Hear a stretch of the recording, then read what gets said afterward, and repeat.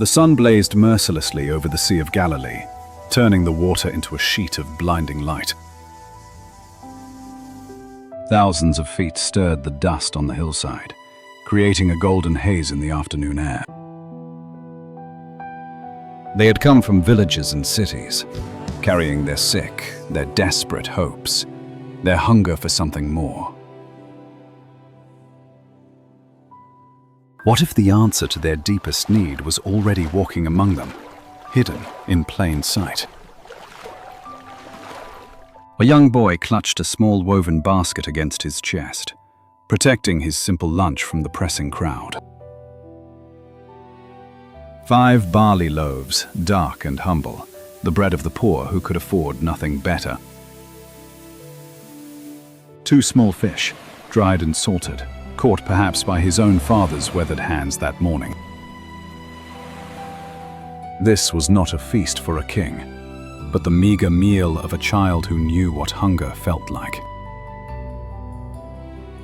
The crowd swelled to 5,000 men, not counting the women and children who had followed Jesus into this remote place. They had been listening to him teach since morning, and now the shadows grew long across the hillside. The disciples gathered around Jesus, their faces tight with worry and the weight of an impossible problem. Philip calculated quickly in his mind. 8 months of wages would not buy enough bread for each person to have even a bite. The numbers mocked them. The crowd was vast. The resources were nothing, and evening was falling fast.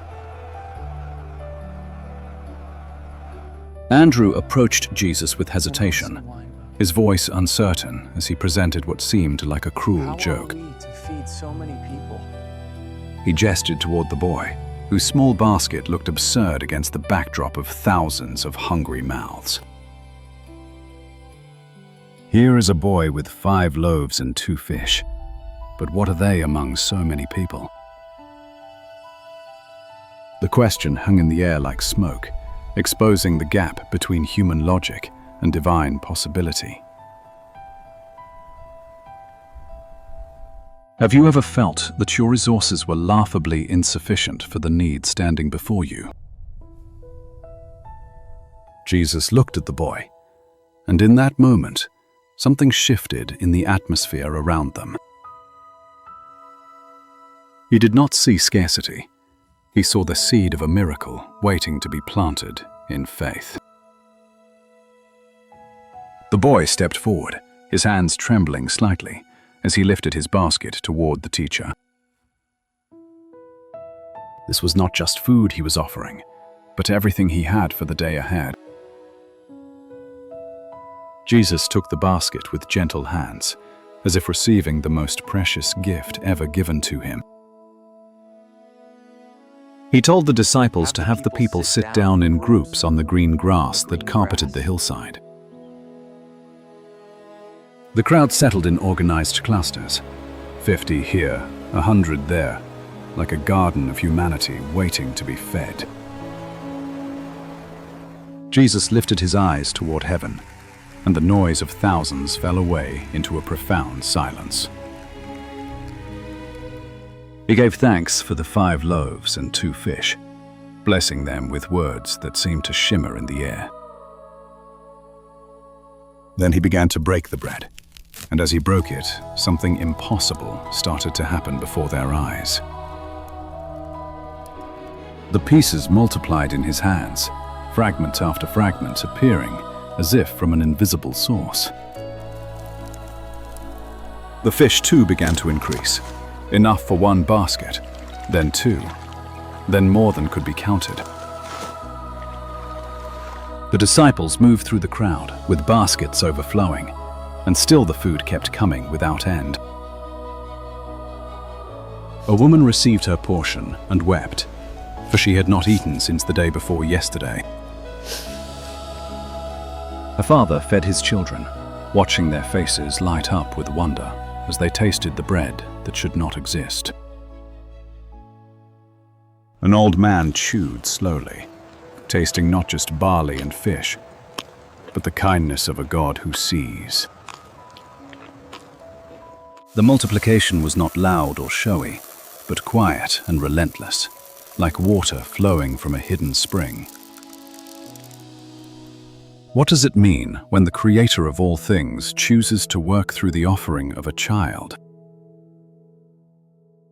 Every person on that hillside ate until they were satisfied, their hunger replaced by fullness and amazement.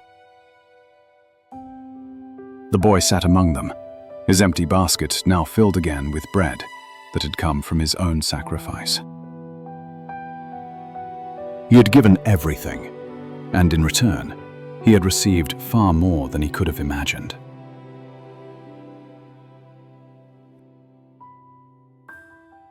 This was not just about food, but about a kingdom where the last become first and the small become significant. The sun dipped lower toward the horizon, painting the sky in shades of amber and rose and deep purple. Still, the bread kept multiplying. Still, the fish appeared in the baskets, as if by an endless hand. The disciples moved through the crowd again and again, their arms aching, their minds reeling with impossibility made real. They had seen Jesus heal the sick and cast out demons, but this was different somehow, more tangible. This was a miracle you could taste, could hold in your hands, could feel filling your empty stomach. When everyone had eaten their fill, Jesus gave another instruction that seemed almost as strange as the miracle itself. Gather the pieces that are left over. Let nothing be wasted, he said with quiet authority and care.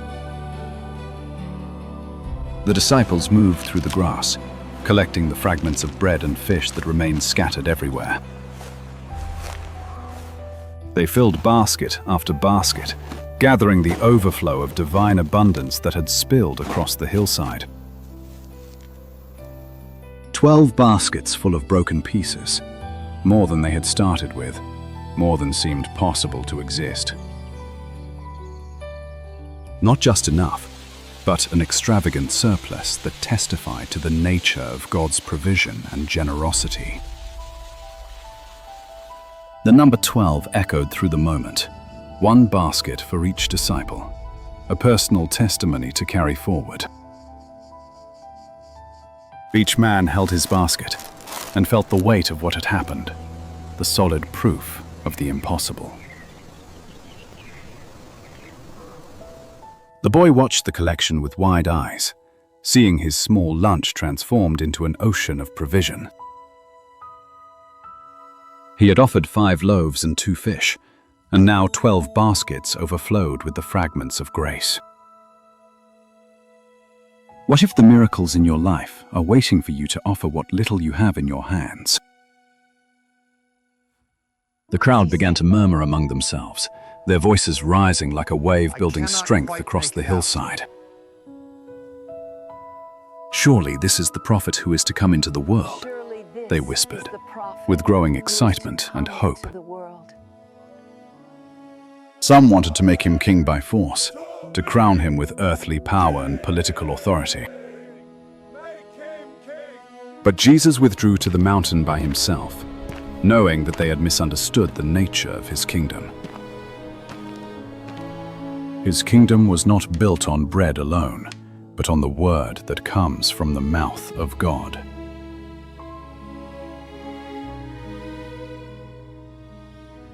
The miracle was a sign pointing beyond itself, a glimpse of a greater hunger that only he could satisfy. As darkness fell, the disciples carried their 12 baskets down to the shore where their boat waited patiently. They pushed off into the water, rowing toward Capernaum while Jesus remained alone in the hills above them. The boy walked home with his family, his basket empty again, but his heart impossibly full of wonder. He would tell this story for the rest of his life, how he had been part of something beyond understanding, how he had held nothing and watched it become everything in the hands of the one who made the world. The fragments in those 12 baskets were not just leftovers, but a testimony to the character of God himself. He is not a God of barely enough, but a God of more than enough, of abundance that defies our calculations. When we bring him our small offerings, he does not despise them, but multiplies them beyond our wildest imagination. The 5 loaves represented the weakness of human resources, the impossibility of meeting the need before us. The 2 fish represented the simplicity of faith, the willingness to offer what we have without knowing the outcome. The 12 baskets represented the overflow of grace, the surplus that comes when divine power meets human surrender. This was not just a miracle of multiplication, but a revelation of how God's kingdom operates in our world. He takes what we consider insufficient and makes it sufficient. He takes what we call impossible and makes it inevitable. The people on that hillside learned that day that their God is not limited by their lack or their circumstances. They learned that a child's lunch in the hands of Jesus is more powerful than all the wealth of Rome. They learned that when you give everything to God, you receive back more than you gave, pressed down and overflowing. The boy's gift was not measured by its size, but by the fact that it was everything he had to offer. And God delights to work through the offerings of those who hold nothing back, who trust him with their all. Think about what you are holding in your hands right now. What small thing you think is too insignificant to matter. What if that very thing is the seed of a miracle, waiting to be planted in the soil of faith? The story of the 5 loaves and 2 fish echoes through history, reminding us that God sees our offerings. He sees the widow's mite, the boy's lunch, the cup of cold water given in his name with love. He sees not just what we give, but the heart behind the giving, the trust that releases control into his hands. The 12 baskets sat in the disciples' homes that night, tangible proof that they had witnessed something beyond nature. They would remember this moment in the days ahead, when they faced their own impossible situations and overwhelming needs. They would remember that the God who multiplied bread on a hillside is the same God who walks with them always. The fragments spoke a language louder than words, declaring that nothing is wasted in the economy of heaven. Every small act of faith, every humble offering, every moment of trust becomes part of a greater story of redemption. The boy grew into a man, and perhaps he told his children and grandchildren about the day he fed 5,000 people. Not because he was great, but because he was willing. Not because he had much, but because he gave everything. This is the pattern of the kingdom, the weak confounding the strong, the foolish shaming the wise, the small becoming great. It is a kingdom where a lunch becomes a feast, where scarcity becomes abundance, where death becomes life itself. The 5 loaves and 2 fish were never really about the food, but about the one who holds all things together. They were about learning to see with eyes of faith, to believe that God can do immeasurably more than we imagine. So when you face your own hillside of need, remember the boy who gave his lunch and watched it multiply. Remember that your God is not limited by what you lack, but is glorified by what you offer in faith. And remember that the fragments always exceed the original gift, because that is the nature of grace and divine love. In his hands, your 5 loaves and 2 fish become more than enough for the hunger of the world.